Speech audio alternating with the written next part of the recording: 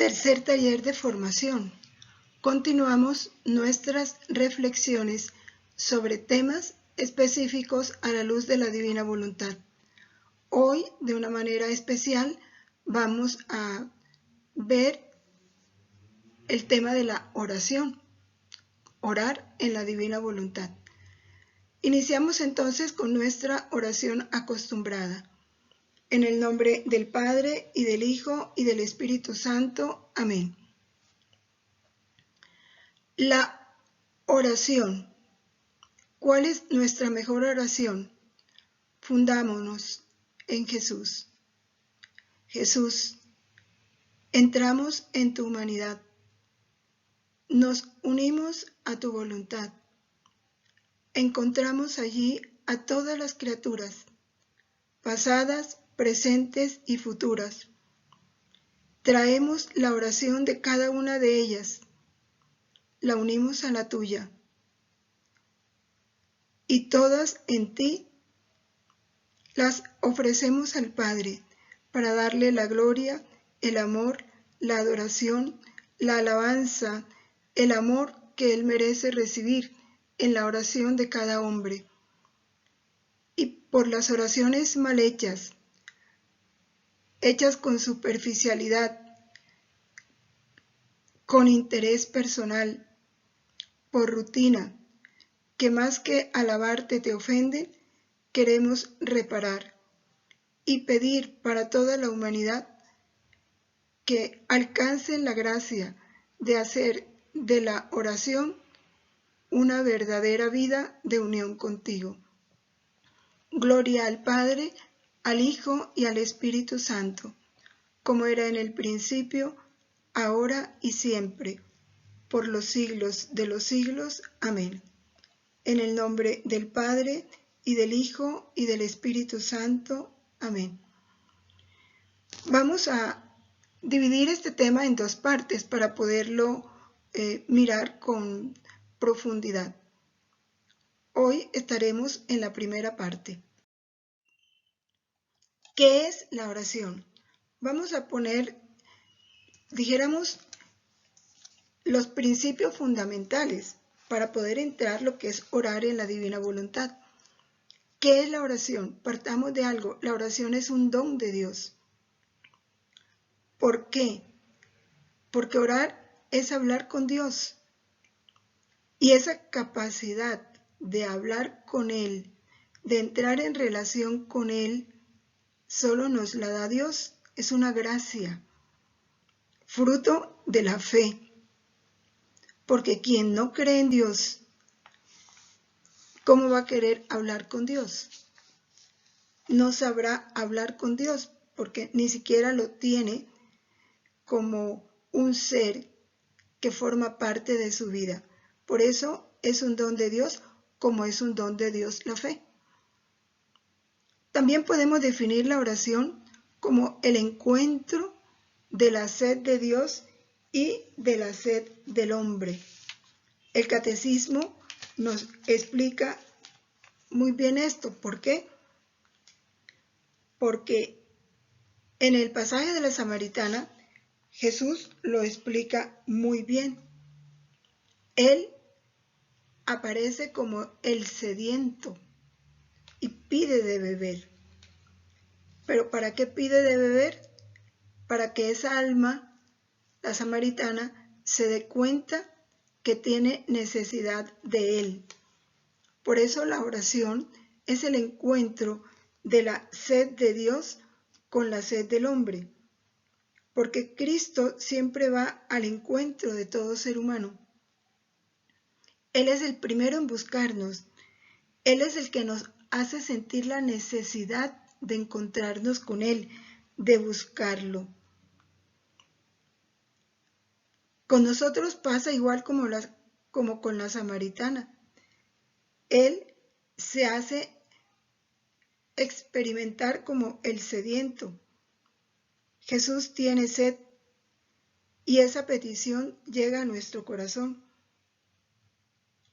y nos hace sentir la sed de Él. Por eso así lo define el catecismo. Es el encuentro de la sed de Dios y de la sed del hombre. porque Dios tiene sed de que el hombre tenga sed de él. El numeral del catecismo, los primeros numerales del catecismo, el numeral 1, ¿qué nos dice? Que Dios siempre, ¿sí?, sale al encuentro, está cerca del hombre, lo llama, le ayuda a buscarlo, a conocerle y a amarle con todas sus fuerzas. Y ese buscarlo, llamarlo, ¿sí?, hacer sentir en el hombre la necesidad de conocerlo y amarlo con todas las fuerzas, es precisamente ese encuentro. Dios sale al encuentro del hombre. La oración también es una relación de alianza entre Dios y el hombre en Cristo. ¿Por qué alianza? Porque a través de la oración Dios va estableciendo ese pacto de amor, de comunicación, de interrelación con el hombre. Pero eso no se puede hacer directamente. Cristo es el mediador y es en Cristo donde el hombre entra en relación con Dios. Recordemos en el Evangelio, Jesús oraba. Claro que el pueblo de Israel también oraba. Los judíos oraban. Pero la perfección de esa relación con Dios, ellos la ven en Cristo. Por eso es que los apóstoles, que eran judíos y que conocían la forma de orar judía, se atreven a decirle a Jesús, enséñanos a orar. Porque vieron en Jesús un nuevo modo, un verdadero modo de relacionarse con Dios. Y por eso Cristo toma ese momento, aprovecha esa necesidad que Él mismo puso en el corazón de los apóstoles para enseñarnos la verdadera oración. Y fíjense que a partir de ahí Jesús cambia todo. Ya no es a Yahvé a quienes se van a dirigir. Ya Jesús nos enseña a decir Padre. Y ahí parte el cambio para entrar en una relación filial con Dios, una relación amorosa, mucho más íntima, de mucha mayor confianza. También la oración es estar habitualmente en presencia de Dios 3 veces santo y en comunión con Él. Por eso no es un acto, no es una fórmula que se recita, es una vida. Porque la verdadera oración es mantener una relación permanente con Dios. Es estar consciente de su presencia. Es hablar frecuentemente con Él, con motivo de todo y con motivo de nada. Es entrar en una vida de verdadera comunión con Dios. Por eso es que el Evangelio nos dice que debemos orar sin cesar, es decir, sin interrupción. ¿Qué indica eso?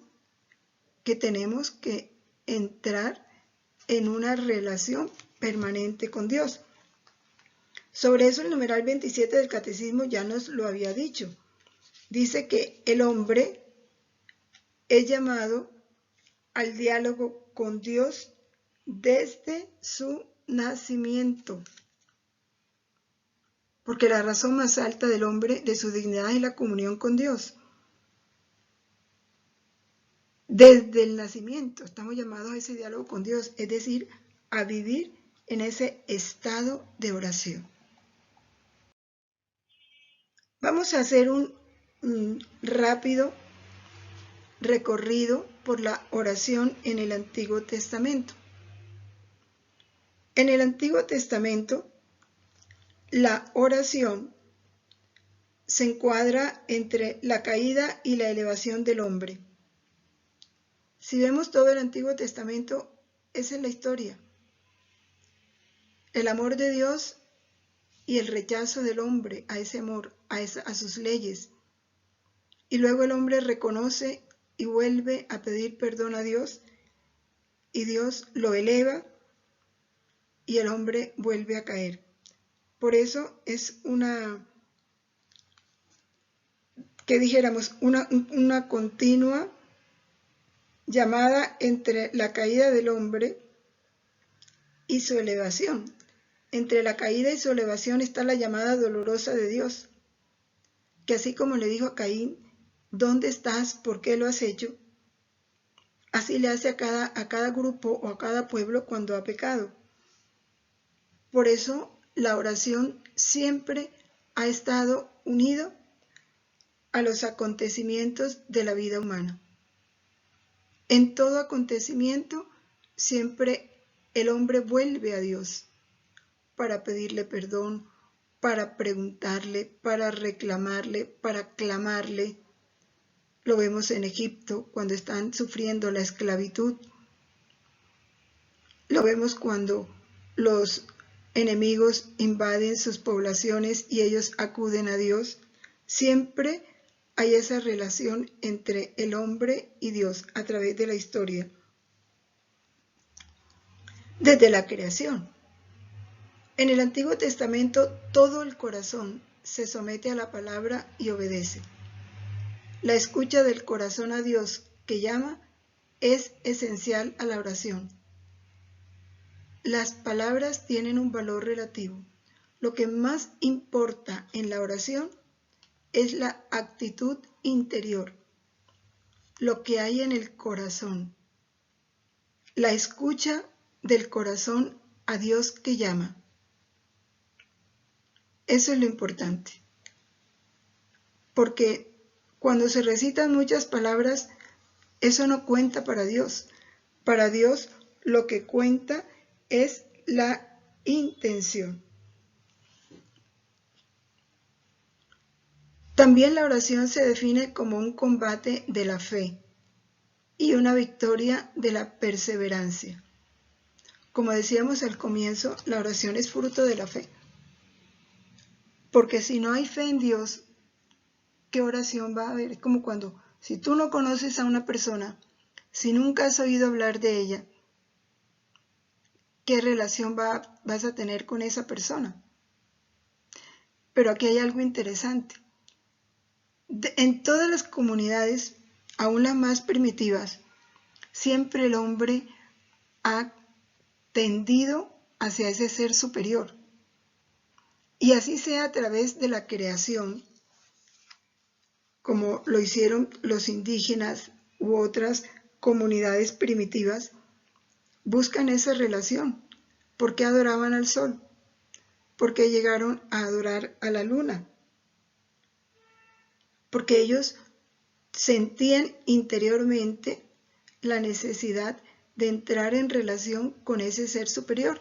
Son las semillas del verbo que Dios deja en el corazón de cada hombre. Por eso es un combate de la fe, porque es fruto de la fe.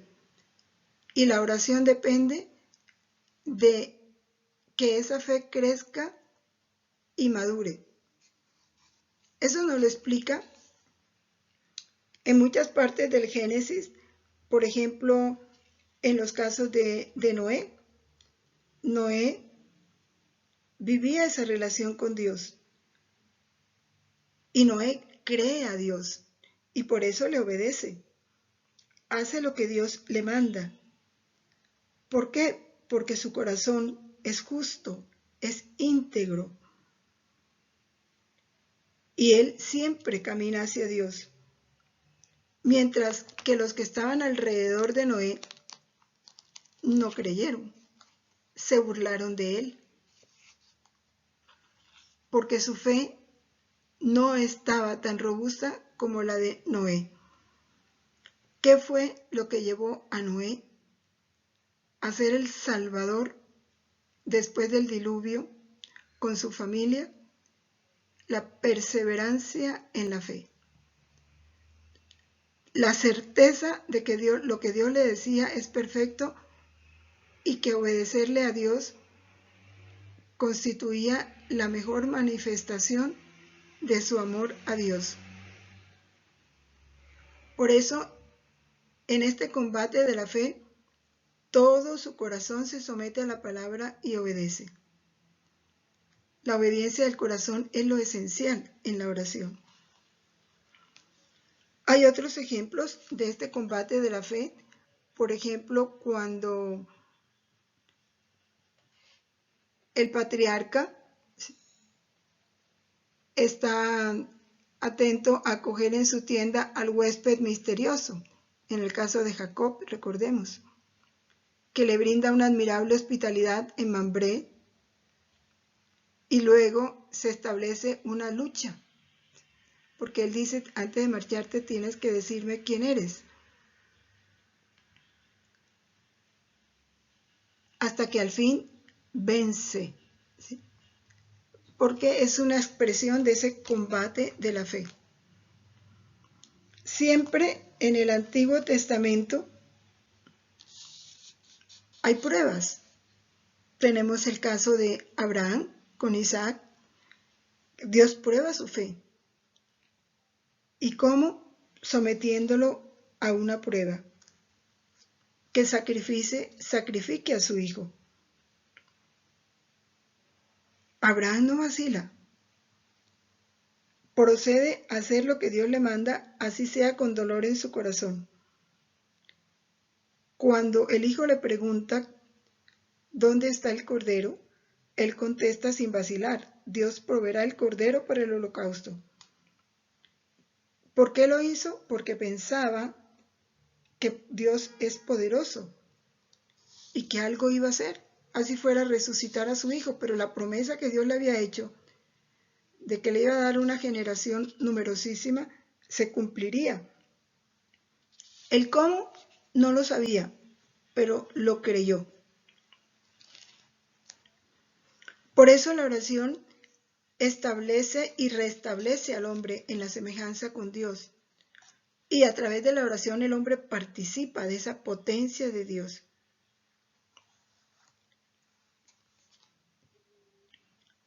La oración del pueblo de Dios en el Antiguo Testamento siempre se desarrolla a la sombra de la morada de Dios, del templo, primero del Arca de la Alianza. Para ellos el arca era la presencia de Dios y por eso llevaban el arca a sus batallas. Y cuando llevando el arca perdían las batallas, reconocían rápidamente que Dios no estaba con ellos, porque le habían ofendido. También el templo es otro de los lugares donde el pueblo concentra la oración. Siempre esa oración se hace bajo la guía de los pastores. En ese tiempo, los reyes, los profetas, muy especialmente el rey David. Vemos cómo Moisés invita al pueblo a orar, cómo Moisés ora. Y así cada uno de los patriarcas nos va dando ese testimonio de oración. Pero en el Antiguo Testamento hay una forma muy especial de orar y que se ha traducido hasta nuestros días y de la cual nosotros tomamos, dijéramos, modelo, nos ayudan, alimentan nuestra oración y son los salmos. Los salmos constituyen la obra maestra de la oración en el Antiguo Testamento. Y en la liturgia, en nuestros tiempos, pues todavía los salmos siguen siendo esa oración especial que la Iglesia en Cristo eleva al Padre.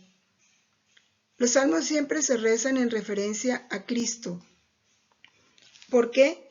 Porque el cumplimiento de los salmos se realiza en Cristo. En el Antiguo Testamento, los profetas, ¿de dónde sacan la luz y la fuerza para su misión? De la oración, de su comunicación con Dios, de escuchar a Dios y obedecer esa palabra que Dios les comunica.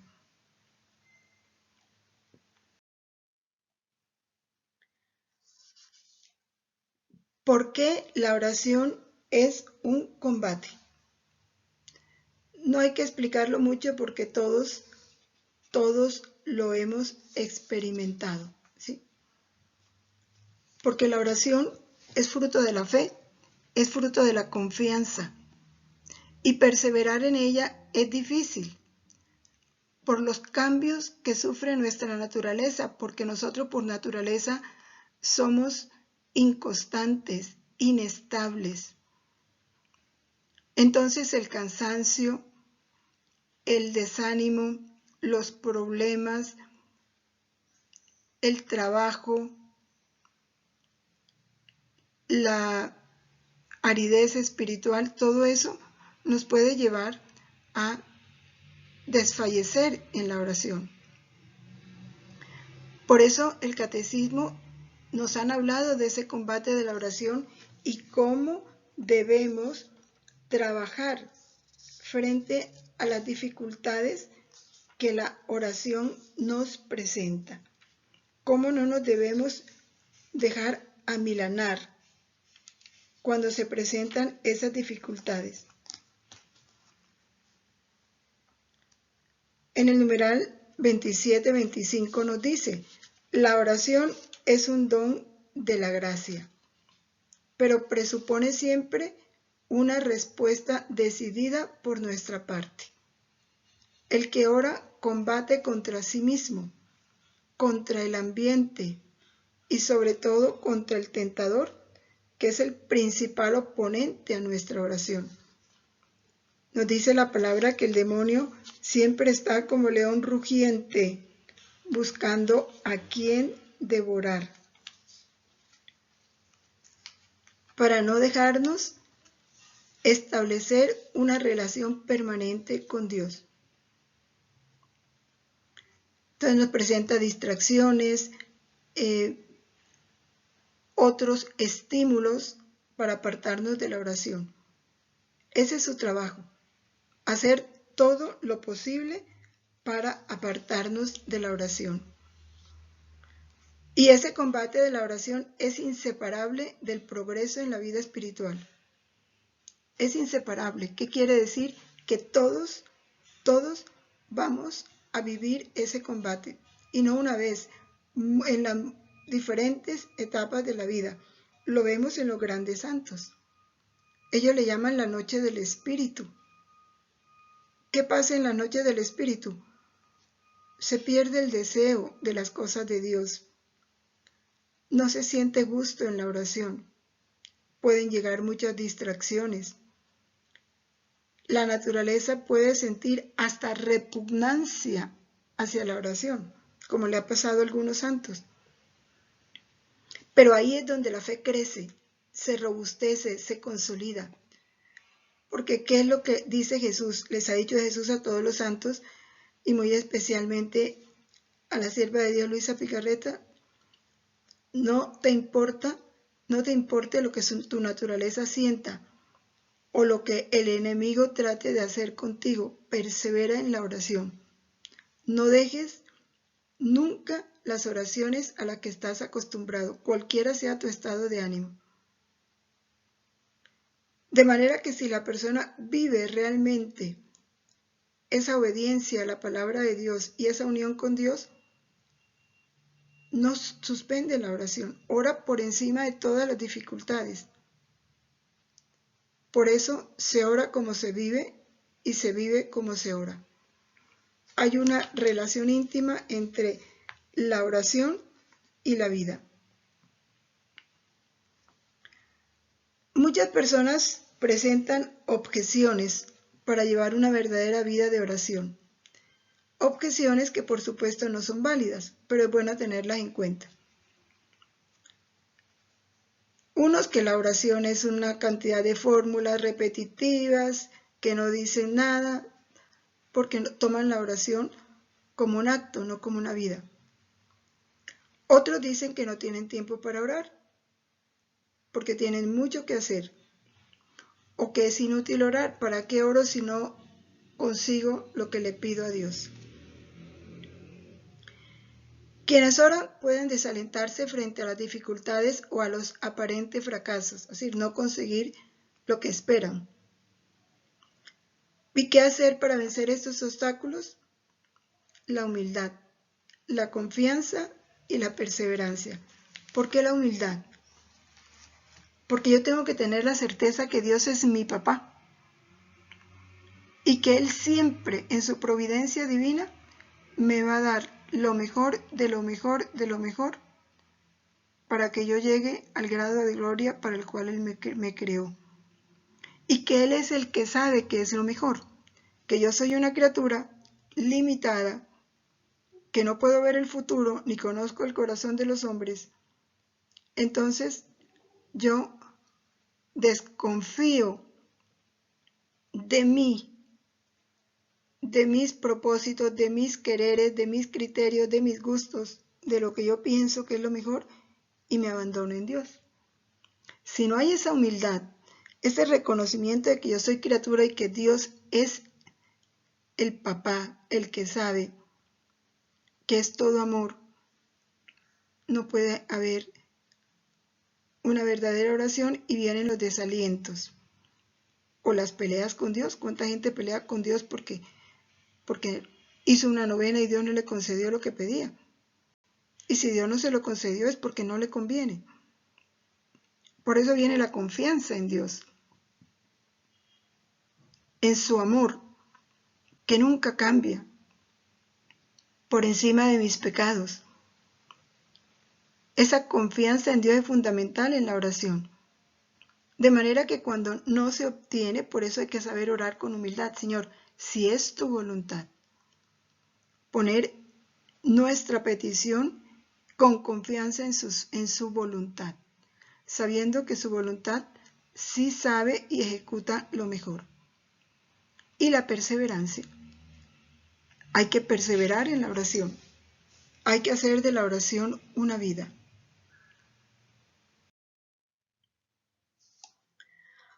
Ahora, hablemos de la oración en la divina voluntad, la oración en el reino. Como ya lo definimos al comienzo, la oración no es un acto, es una vida. Por eso, más que hacer oración, Jesús quiere que nosotros nos hagamos oración en Él. Toda la vida de Jesús fue oración. Jesús vivió en una íntima relación de amor y de confianza con su Padre. Y nuestra oración tiene que ser en Cristo, con Cristo, por Cristo, al Padre. Es en Cristo donde nosotros elevamos nuestras plegarias. Es por Él, con Él y en Él, como lo decimos en la misa. ¿Cómo fue la oración de Jesús? Él es el modelo de santidad, nos lo dice el Catecismo. Jesús se hizo hombre para ser nuestro modelo de santidad. Entonces vamos a contemplar su vida de oración. En la oración filial de Jesús se encuentra el modelo perfecto de oración. Primero, la hacía con frecuencia, en la soledad, en lo secreto, o cuando ya terminaba su jornada, se retiraba en las noches a hacer oración o se levantaba muy temprano a hacer oración. Pero siempre buscaba la soledad y el secreto, porque es que es en el silencio exterior e interior donde podemos entrar en comunicación con Dios y donde podemos escucharlo. A Dios no se le encuentra en el bullicio, en el ruido, ni en el ruido exterior, ni en el ruido interior, porque a veces tenemos mucho ruido interior. La oración de Jesús entraña o conlleva una adhesión amorosa a la voluntad del Padre hasta la cruz. Hasta la cruz. Jesús se hizo obediente hasta la muerte y una muerte de cruz. Siempre, siempre en Jesús hubo una adhesión amorosa a la voluntad del Padre. Porque como hombre tomó una voluntad humana para mantenerla dependiente totalmente de la voluntad del Padre. Y así tiene que ser nuestra oración. Una actitud de adhesión amorosa a la voluntad del Padre. Y en la oración de Jesús también encontramos una absoluta confianza en que Él sería escuchado. Así nos lo dice en Juan 11, 41-43. Vamos a escuchar un momentico estas dos citas. Veamos a Juan 11, 41-43.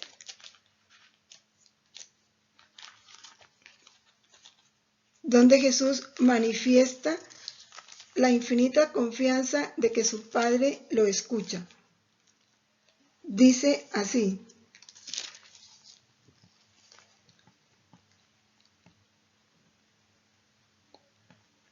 Padre, te doy gracias porque me has escuchado.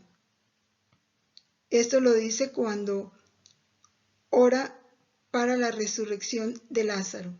Alzando los ojos al cielo, dijo: Padre, te doy gracias porque me has escuchado.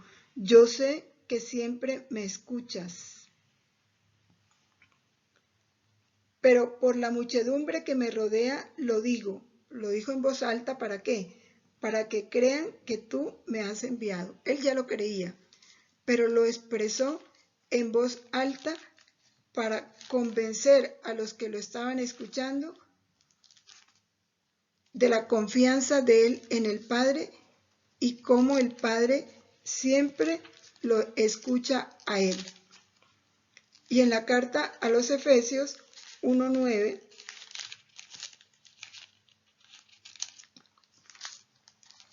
dice así Jesús: dándonos a conocer el misterio de su voluntad conforme a su beneplácito que se propuso en él.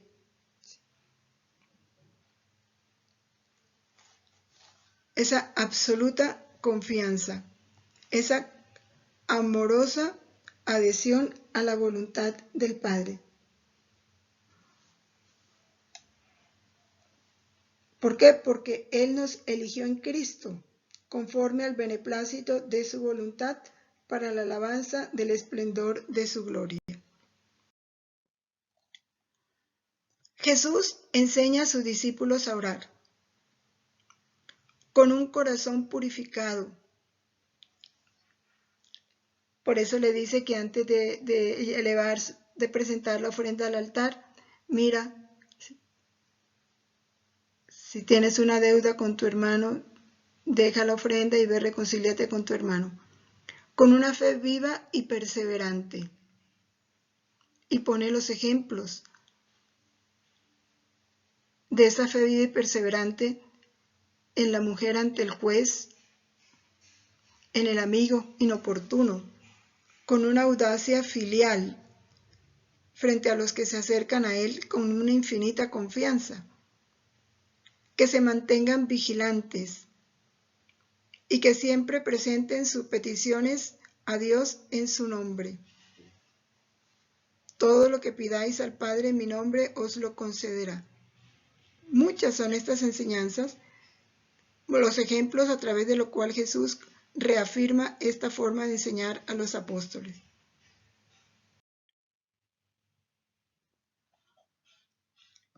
En el Espíritu Santo, la oración cristiana es comunión de amor con el Padre, no solamente por medio de Cristo, sino también en Él.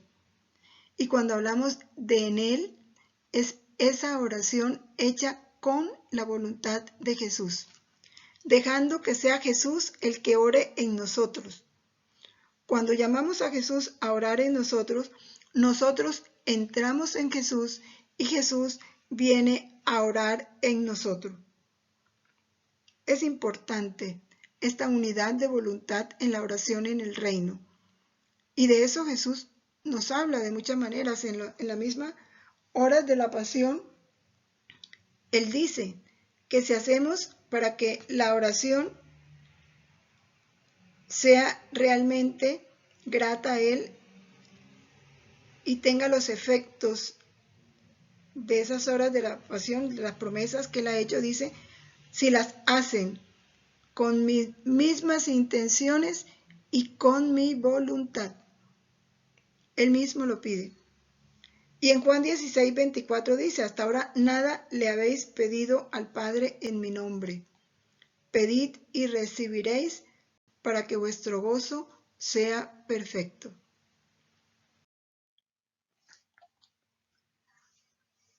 ¿Cuáles son las dimensiones de la oración? Jesús ora por nosotros como sacerdote nuestro. Reconozcamos, por tanto, en Él nuestras voces, y eso lo hace en la Eucaristía, es muy claro el ejemplo. El que ora por nosotros en la persona del sacerdote es Cristo, como sumo y eterno sacerdote. Y en la Eucaristía, Cristo nos encierra a todos en Él. Y por eso, cuando el sacerdote ora, tenemos que reconocer en Él nuestras voces. Él ora en nosotros como cabeza nuestra. Y por eso hemos de reconocer la voz de Él en nosotros. Cuando rezamos el Padre Nuestro es promesa de Cristo, Él se pone a la cabeza. Y cada que nosotros rezamos el Padre Nuestro, la voz de Él está en nosotros, elevándose al Padre. En cada Padre Nuestro, Él ora en nosotros como cabeza nuestra, y siempre que oramos fundidos en su voluntad. A Él dirigimos nuestra oración como Dios nuestro. Ser todo de Él, ya que Él es todo nuestro. Siendo Dios, pues a Él le pedimos. Y cuando le pedimos con su misma voluntad, pues es una oración potentísima, pues es Él mismo el que se escucha a sí mismo en nosotros. Ahora la oración de la Virgen María, que también es modelo nuestro. A través de la oración, la Virgen coopera de manera única con el designio amoroso del Padre. Y María vivió una vida de oración ininterrumpida, porque su fiat mihi secundum verbum tuum fue un acto de vida en cada instante de su vida. Ese fiat se repitió no solo en sus palabras, en sus actitudes, en sus reacciones. En la fe de su humilde esclava, el don de Dios encuentra la acogida que esperaba desde el comienzo de los tiempos. Ese diálogo ininterrumpido que Dios espera del hombre desde que fue creado, desde su nacimiento, María lo mantuvo con Dios desde su concepción. No es sino que meditemos el libro de la Virgen María en el reino de la divina voluntad y lo vamos viendo, cómo en cada etapa de su vida había una íntima relación de ella con Dios. Hay muchas formas de orar. Está la oración de bendición, la oración de adoración, de petición, de acción de gracias, de alabanza. A través de todos los tiempos y en todas las etapas, el hombre ha elevado a Dios oraciones de bendición, de adoración, de petición, de acción de gracia y de alabanza, desde que el hombre existe.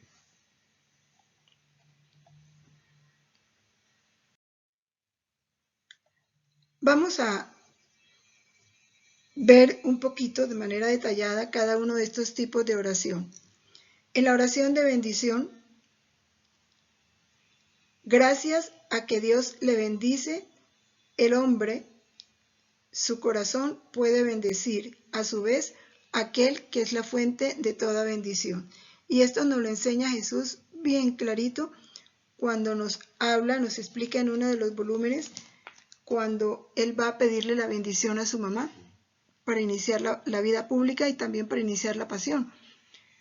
Y como él dice que él le fue a pedir la bendición a su mamá para que ella primero le pidiera ser bendecida por él. Y la Virgen así lo hizo. Y Jesús la bendice, y cuando ella recibe la bendición de Jesús, es que ella bendice a su hijo. Porque aquí se cumple eso, ¿no? Dios nos bendice para que nosotros podamos bendecir. Y como todo en la creación lleva la bendición de Dios para nosotros.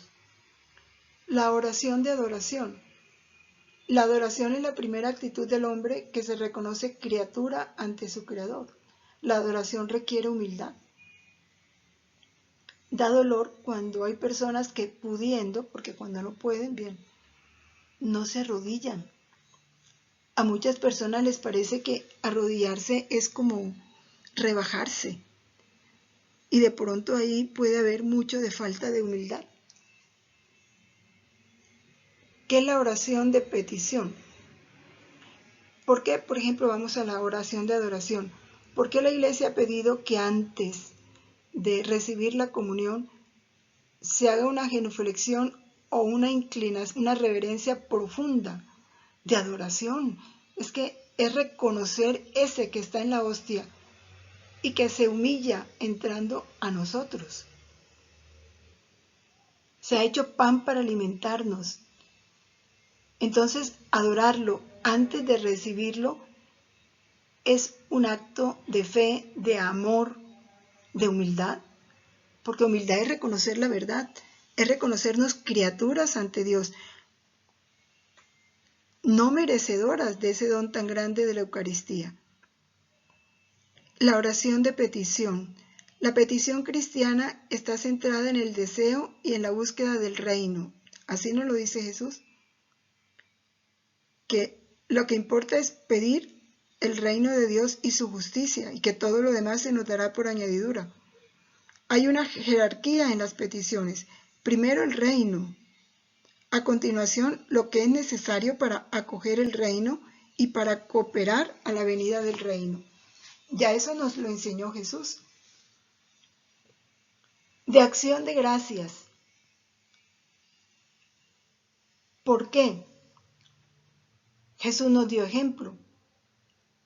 Él nos enseñó en todo dar gracias al Padre. Y en la misa lo decimos, es justo y necesario, es nuestro deber y salvación, darte gracias siempre y en todo lugar. Y eso lo hacemos unidos a la cabeza que es Cristo. Porque Dios lo quiere de nosotros. Y Cristo nos dio ejemplo y Él en nosotros y nosotros en Él hacemos esta acción de gracias al Padre.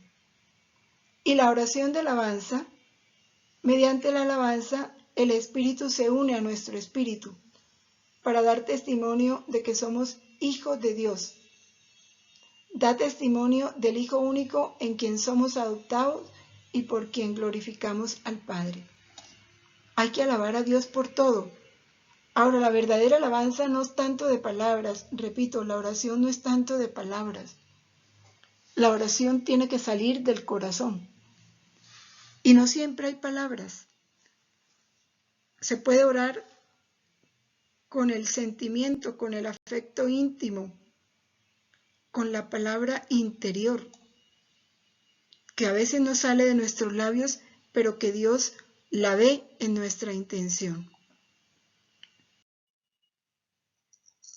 En el volumen 11 de mayo 3 de 1916 nos dice Jesús: hija mía, ora, pero ora como oro yo.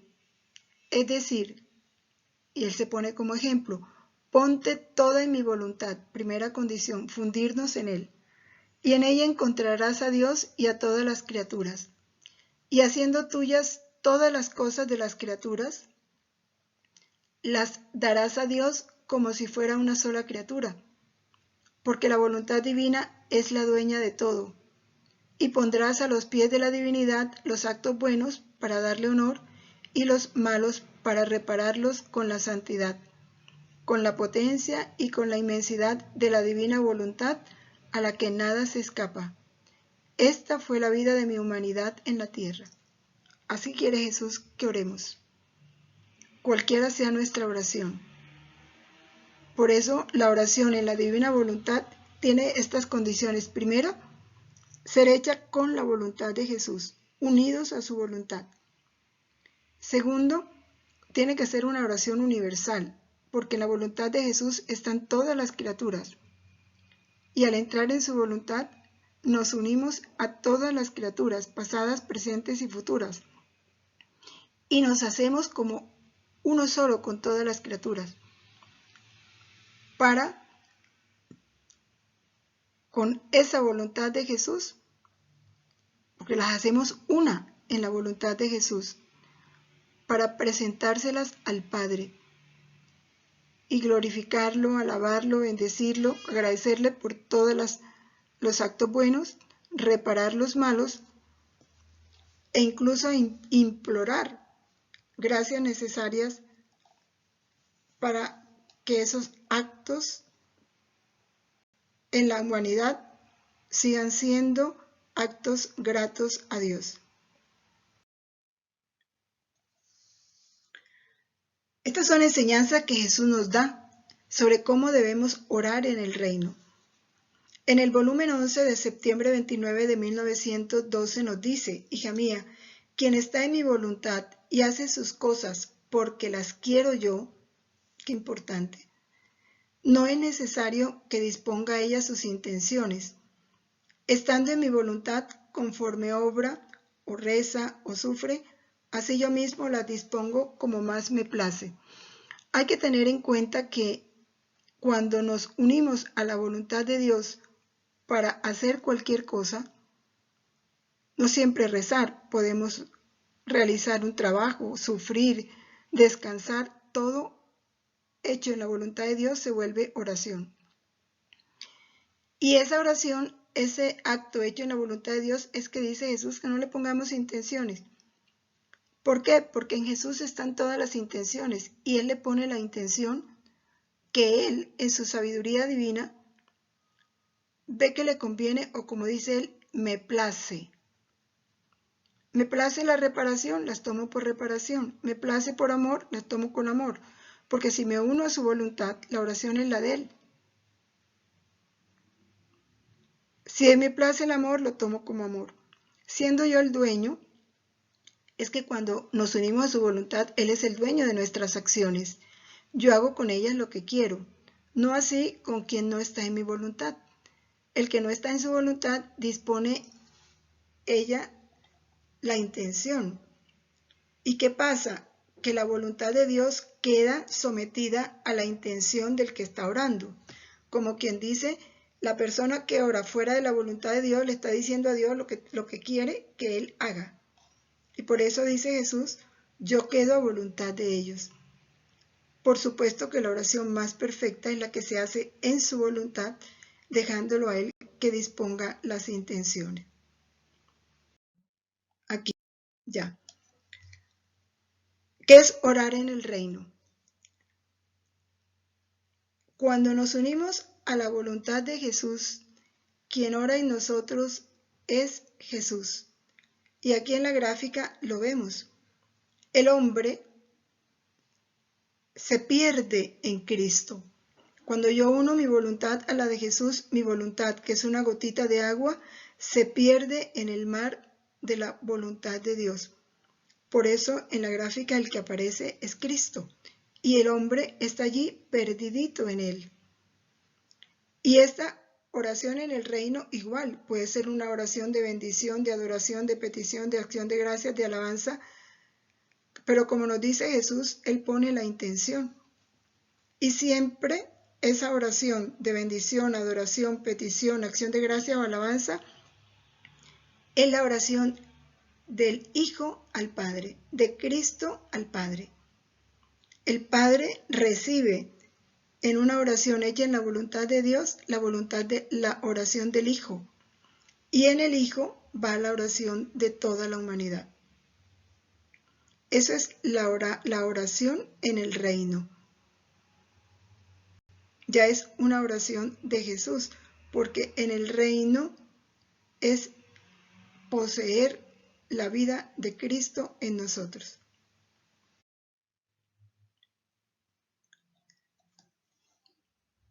La oración en el reino es una oración trinitaria, porque en la oración en el reino se da lo mismo que se da en la intimidad de la Trinidad. El Padre que se ama a sí mismo en el Hijo que lleva ese amor al Padre por el Espíritu Santo, que es el amor que procede del Padre al Hijo y del Hijo al Padre. ¿Qué hace la criatura cuando se funde en la voluntad de Jesús? Entra en Jesús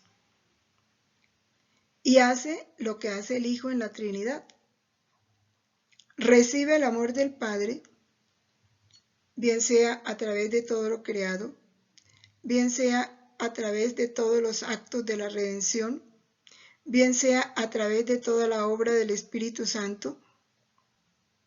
Él entra en Jesús para recibir el amor del Padre en cualquiera de esos tres fiat.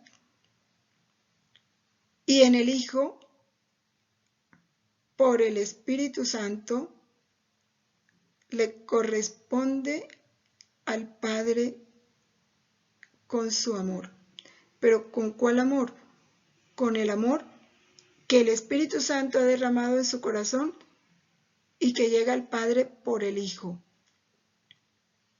Es ese movimiento trinitario, porque cuando entramos en la voluntad de Jesús, entramos en el seno de la Trinidad para vivir en el Hijo y hacer con el Hijo lo que el Hijo hace. Y lo que el Hijo hace, lo hace por el Espíritu Santo, que ha sido derramado en nuestros corazones. Bueno, hasta aquí la primera parte de esta oración en la divina voluntad, con un gran deseo de que en nosotros esta oración deje de ser actos y se convierta en una vida. Entreguemos todas estas verdades a nuestra Madre Santísima, que ella las guarde en su corazón y las vaya haciendo germinar en nosotros hasta dar el fruto que Dios espera. Dios te salve María, llena eres de gracia, el Señor es contigo. Bendita tú eres entre todas las mujeres, y bendito es el fruto de tu vientre Jesús. Santa María, Madre de Dios, ruega por nosotros pecadores, ahora y en la hora de nuestra muerte. Amén. En el nombre del Padre, y del Hijo, y del Espíritu Santo. Amén. Permanezcamos en la voluntad de Dios siempre. Fiat.